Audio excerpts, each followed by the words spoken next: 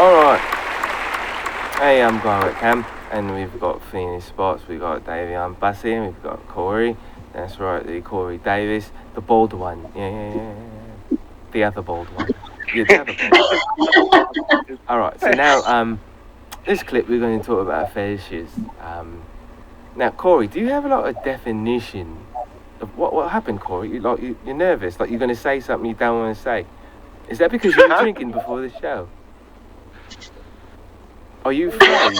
Is that what it is? You're afraid that you're going to not bus coming. Like, what time was it supposed to arrive? Hey, don't worry, man. I'm always drunk, so it's all good, man.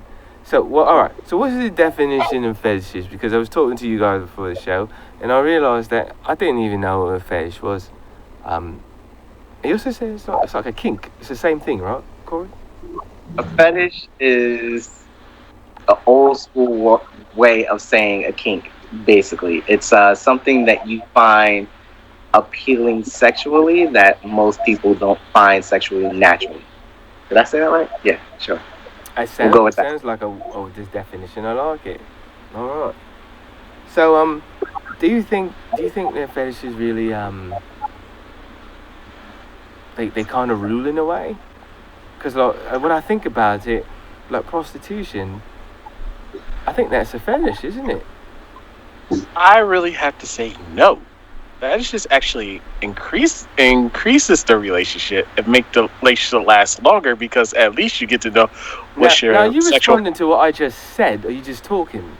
I just said, is prostitution a kink?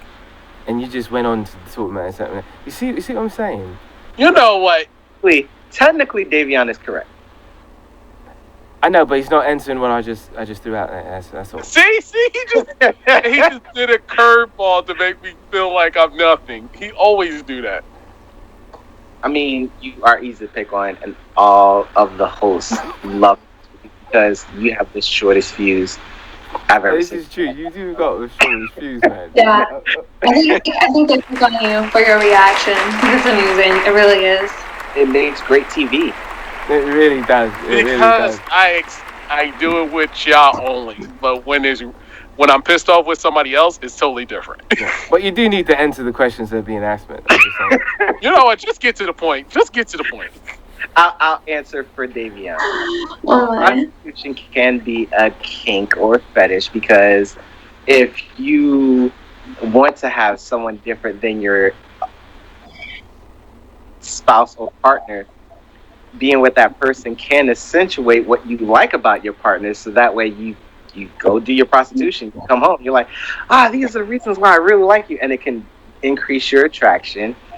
However, wow, you know what? If I just took that one clip, that's like a commercial for prostitution, man. It's great. All right, let me really say it correctly, even though all right, prostitution, it can be a fetish. It can be if it was used in the right manner, in the right way. But the way society makes it, they make it more into a negative than a positive. And of course, people are going to look at that as a negative. But it can be used as some type of fetish. All right, stop there, because, it's a short show. I hear what you're saying. Let's go to toes. What? You don't want to suck on these toes? What is that about? Because I'm talking about people got corns and bunions and funyuns and cheese doodles between there, Oh, shut up! Some people are attracted to imperfections. Some people like long hair. Some people like long arms. Some people like facial structures. Some people like the imperfections of those body areas. Oh, yeah, I agree. If you're attracted to feet and you like the imperfections of the feet, it could be a kink. Oh, what about, it's interesting. I was on RG, you know what I mean? And I was checking it out, and I was like, oh, yeah. You know how they have those feeds that come up and everything? This young lady was like, I thought she was like showing how she does her hair and stuff. I was like, that's cool, because I got nice purple hair. Sometimes I want to relax it and do so. And then she puts her arms up, and then I saw all this hair underneath her arms, and I felt so offended. I was like, you know what? I feel Yeah, Your underarm hair offends me. And listen, I understand people have freedom to do what they want to do, but I don't want to see that. And they can say, well, you know what, you don't have to look. Well, you don't have to display it. You know. But some people do like that. But hey, that's the thing. So in some countries, it's attraction. Oh, Yep. really? Even Yes. long enough that you could braid it, perm it, and have Yeah. a small family living underneath there. Well, some people. Yeah. Well, you take over. I don't know how it used or how it currently is, but in Europe it used to be like no woman shaved unless you're a prostitute or something, like only those kind of normal women didn't shave in Europe. I don't know if it's still that way. So Well, I think that's an American ideal that we've gotten very accustomed to. That's really not that normal. it kind of goes with the endocrine system because like it goes with your true essence. If I didn't use deodorant, we well, let me backtrack. Americans are very privy to smell, so that's why the perfume cologne business is booming here. If we did not use that and I smelt you naturally, I could either be repulsed by your sweat or turned on. So the endocrine system right now with people who have long underarm hairs, you can smell their essence. And whether you're attracted to that, that turns you on, then yeah, you can find true love that way. But with the cologne perfume market, it kind of masks it. And so you're now attracted to the smell rather than that person. Correct. You just have to smell their like dirty hair. Oh, so it's like I don't know the real you until I know the funk of you by L'Oreal. So it's like a little commercial there. You saw what I did right there. You saw what I did, Davion. You saw what I did right there. Eh? See how I made it. It's cool. Yeah. It's cool, isn't it? Yeah. I mean, I have a couple of things I like that are along those lines, but nothing crazy. Like, love like full beards or like, not to be gross, but if a guy just finished working out, not like he's dirty, like he just like finished working out, something about that, and maybe it has to what Corey was talking about, right? Like there's pheromones being released that you're picking up on. Yeah. The Eclectic Show. All right. I see where you're going with it. That's interesting. So like, do you all agree that like for yourselves then that smell is very important? Yes. Yes. It's a natural part. Like if you're away from the person that you really like, and you're like you smell them out of nowhere, you're like, oh man, I just smelled you. It's because you're attracted to that person, and your body, your natural senses have taken over. Like, oh, I miss this person. Yeah. You know how much you miss this person? Endocrine system, wow, punching in the nose, smell. Interesting there. So like, if you smelt it, did you really doubt it? And if Yes. you doubt it and they love it, that means they really love you. Yes. Oh, that's interesting. Your smell. Technically, that's a kink. Yeah. And there you go. All right. Well, what about people that dress up as like farm animals and stuff like that? That is a kink. That is a kink. Meow. Meow. Interesting. Yeah. All right. Furry creatures. Like furries? Yes. Are there any like cosplay kinks? Yes. Yeah. Yes. Is that something that's like growing? I wouldn't say growing. I would say being more commercialized. It's always been there. There. I agree with Corey the same way. So can a kink destroy your relationship? Like if someone says, "Hey, I want to have sex with clowns," and someone says, "No, I want to have sex with giraffes," like you're kind of like screwed. You know what I mean? Because like one, you know what I mean, like in two different places at the same time.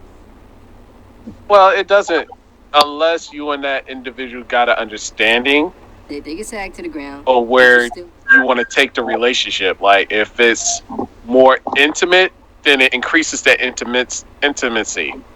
If it's just some random stranger, it just basically elevates both party sexuality even more. Can All right, because like in this day and age, we're talking about a lot of different things. We're talking about a whole bunch of different sexual preferences and stuff like that. What if someone's asexual and like they work out in the gym and they're just turned on by themselves? Well, yeah, that happens a lot. Yeah. Is that asexual? Huh? Is that asexual, or is that Yeah. just like having confidence? Asexual. Well, it depends. It can be. It crosses the line. I'm sorry. Go ahead. No, you're right. No, there's cross lines because you could how much is that being narcissistic versus just loving yourself, but not loving yourself, but not no really loving yourself. You know what I mean? Because like if you're narcissistic and you have that asexuality about yourself, and you communicate that to your partner, like, hey, this is what I like, this is what I need, and then that other person does it, it's more for your benefit than theirs. Right.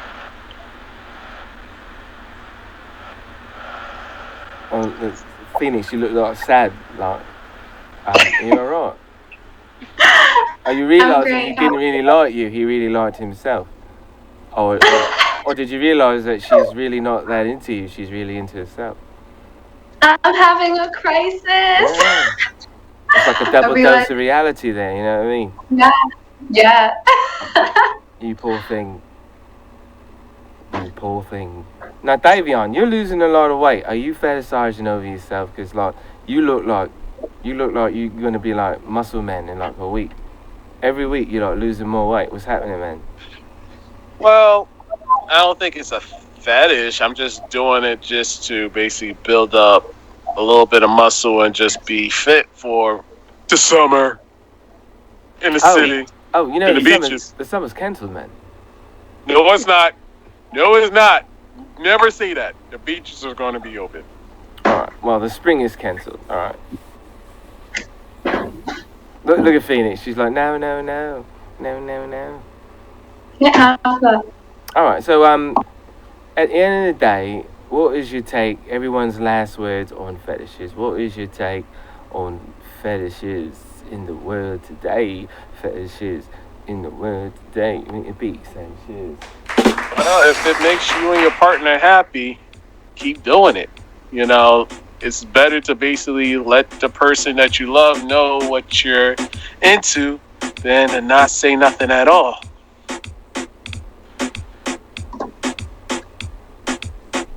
All right, Corey. I think it takes us back to the basics of any relationship, communication. If you have open communication and you guys can talk about all these other things, that person may have a kink that you're not necessarily into, and you may have a kink that person's not necessarily into. So then it becomes a compromise. Like, hey, we can try this out. You may discover that you like your kink as well as your partner's kink. So exactly. Yeah.